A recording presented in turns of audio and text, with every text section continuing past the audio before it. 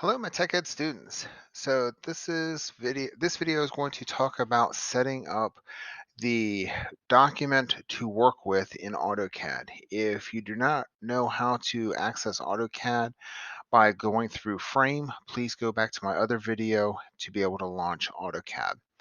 So that you're able to see my recording, I'm actually going to be working off of my laptop here, and then I'll switch over to Frame and show you how to save it at the end. So with that said, this is I'm in the 2018 version, so don't get too hung up on that part. But everything else is going to look very similar. So first thing we need to do is start a new drawing. I'm just going to go ahead and close this one out because when you get in, you're going to have something that looks like this. So to start a new drawing, you can go to the A here and go to New. Or if you're having problems with this A holding open, it's right next to it is New. So I'm going to click New, and it is going to ask me what template I want to use. So go ahead and just use AutoCAD. So AutoCAD, that's the one we're going to use. Say open. And this will bring us to a basic model window that we're going to work off of. Now there are a few things that we're going to set in here right off the start every time. The first thing is the units.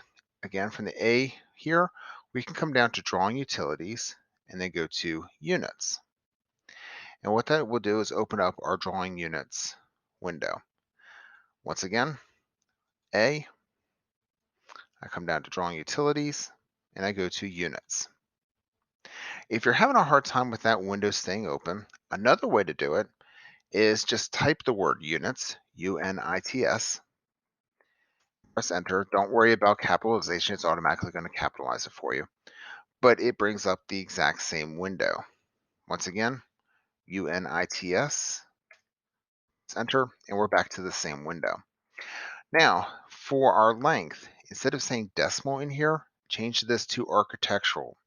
The reason for that is this way we can now put in foot and inches as opposed to having to put this in with a decimal number.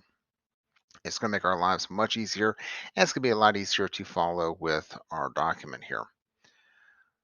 So we now have our units set. Next thing we're going to do is we're going to set our work area.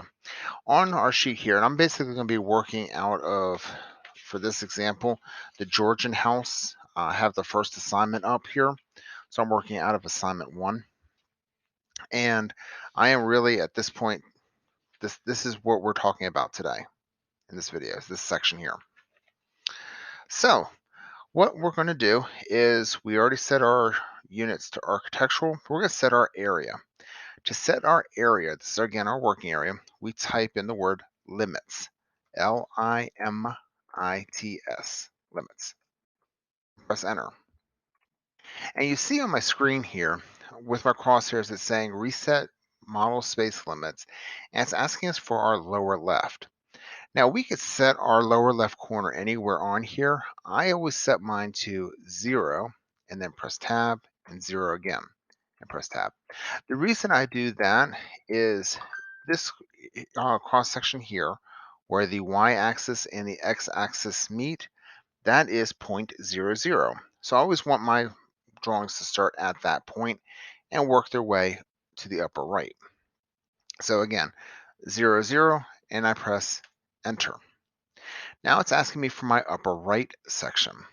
For here in this document, it is telling us we need a width of 8 foot 6 inches and a length of 11 feet.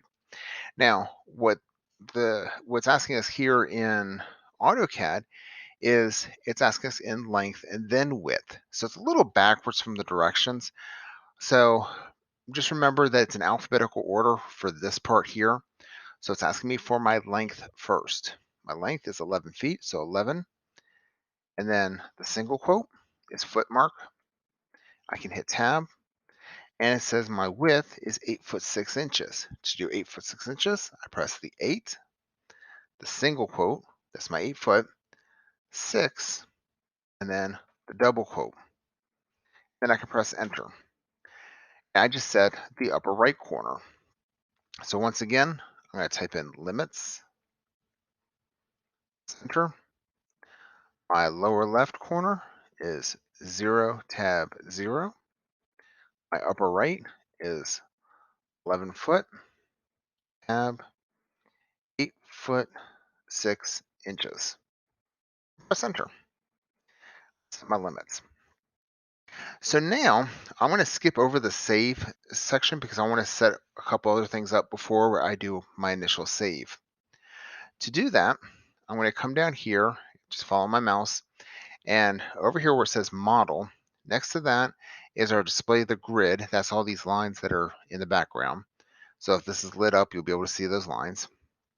Next to that is the snap mode. I can turn this on and off very easily right here. But what I want is the drop-down menu right next to it, which is snap settings. And that brings me up to this window here. So once again, down here by model, I come all the way over to this drop-down menu. I click it, and I click snap settings. And it opens up this window. According to my document here, I want to turn the snap on. So I'm turning the snap on, and I'm setting my X spacing to 4 inches. So 4 and then the double quotes. Hit tab, and it's going to automatically set my Y spacing to the same thing because I said I want equal X and Y spacing. You can change this off, but for the most part, you're always going to leave it just like this. Again, this document is saying 4 inches. Do not, when you put your 4 inches in, do 4 and then 2 single quotes. That is different than 4 the double quote. That's what you want, 4 in the double quote. I press tab. Over here, I want to leave my grid on. This is the same thing as when we click down here. I want to change my grid X spacing and my Y spacing. According to the document, again, I want 4 inches. Let's do 4, hit tab, and that is all looking correct. My major line every. So what that is that's in here. How often do I want to have that major line? Right now I'm doing it every 5 inches. If I wanted to do it, let's say every foot, knowing that I'm using 4 inches, there's 12 inches to a foot, I could change this down to 3, and I would have a major line at every foot at that point. You may find it easier to count using fives. It's up to you. I think I'm going to change mine to 3. This is just a personal preference for you. How do you want to look at it? So I'm going to leave mine at 3 so that I know every time I hit a major line on this document, I will be at a foot. And then here's a very interesting one, this grid behavior. We want to leave the adaptive grid on. We want the grid to change for us. But the other part is the display grid beyond limits. Deselect this, please. The reason we're doing that is when we deselect this and press OK, we are now going to zoom down to only where we set our limits. Otherwise, we'd be able to work outside of our limits and we may be cutting things off. So I say OK. This thing is going to automatically zoom for me. So if I were to zoom out, you can see, there we go. I now do not display past my limits anymore. So once again, to do that, down here at the bottom right, I can open up the snaps or the drop-down menu, open up snap settings. I change my X spacing and Y spacing to whatever it says in our instructions. For here it was 4 inches. I make sure my snap is on. I have my grid on. My grid X spacing is 4 inches. My grid Y spacing is 4 inches. Again, this is from our instructions. And then I set my major line again. I just decided to do mine every 3. Default is every 5. And then display grid beyond limits. Make sure that is deselected and say OK. And we have our window. Now to save this, I'm going to switch over here real quick. Now I'm back on Frame because I want to show you how to save to your Google file stream. Up here in the top, you have the one that looks like a disk with a pencil in it. That is Save As. You can also get to it from the A drop down, Save As. It's the same icon. And we're going to save this as a drawing. For this one, I'm going to do it up here.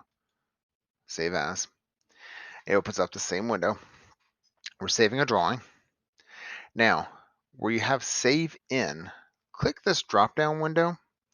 because we want to save this into the Google file stream. If you do not see Google file stream as an option, that is because you are not logged into Google Chrome. So make sure that you are logged into Google Chrome before you try to save this. If you still have problems, then most likely there is some type of weird issue going on with Frame, and you may have to reload Frame. But with this, again, we're going to save to Google File Stream. I want to go to my drive,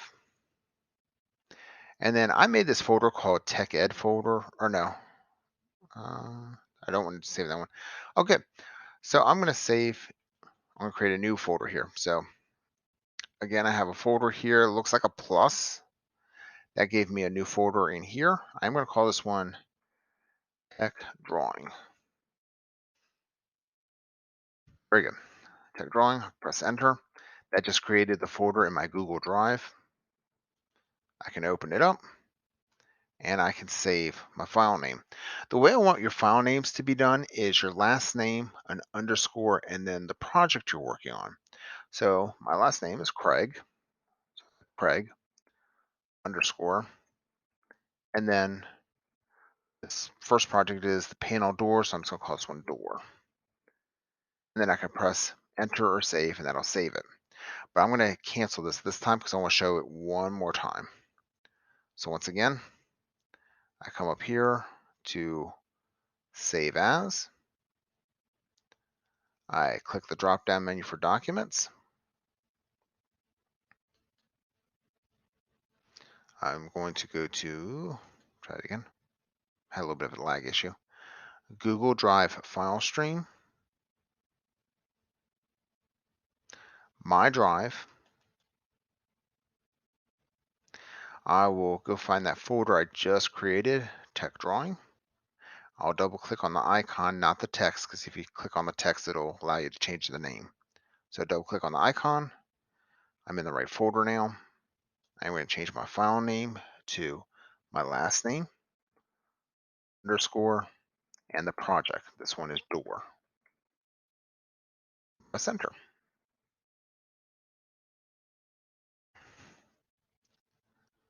And now you can see on our tab here, it says Craig Door. This is the project we're on. It also happens to say it up here because this is the current file that we're using. So we have it all saved. And that is how you set up your documents that we're going to be using and how to save it to the Google file stream. If there are any questions, please let me know.